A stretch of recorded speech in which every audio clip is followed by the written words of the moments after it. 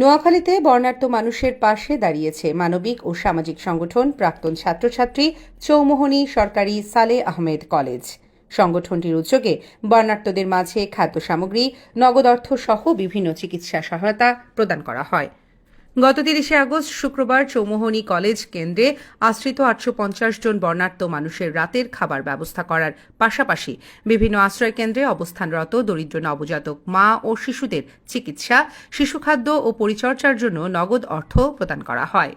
বিভিন্ন আশ্রয় কেন্দ্রে আশ্রিত দরিদ্র অসুস্থ বৃদ্ধ পুরুষ মহিলাদের প্রাক্তন ছাত্রছাত্রীদের পক্ষ থেকে ঔষধ, খাদ্য সামগ্রী ও নগদ অর্থ সহায়তা প্রদান করা হয়। একটি আশ্রয় কেন্দ্রে যাতায়াতের জন্য সাঁকো তৈরিতে আর্থিক সহায়তা করা হয়। আসসালামু আলাইকুম।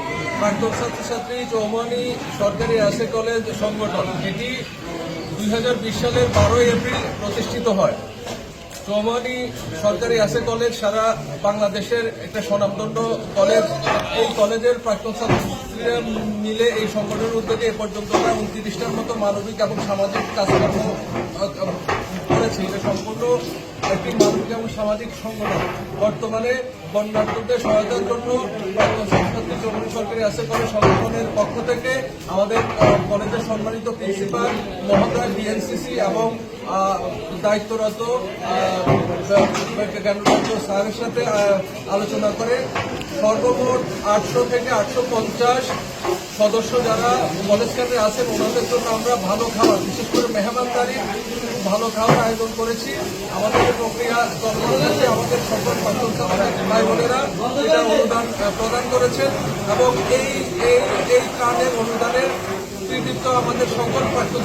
এই কার্যক্রমের আয়োজনে সংগঠনের পরিচালনা পরিষদের পক্ষ থেকে উপস্থিত ছিলেন ডাক্তার সুলতানা রাবেয়া খানম, মঞ্জুরুল আজিম সুমন, আমিরুল বাশার মান্না, শাহিন আক্তার, নোমান আল হাসান লিটন, শারমিন সুলতানা এবং মোর্শেদ আলম।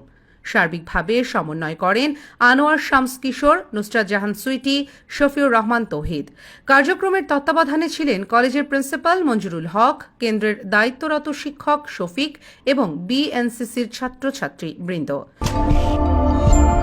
নোয়াখালী টিভি, বৃহত্তর নোয়াখালীর প্রতিচ্ছবি।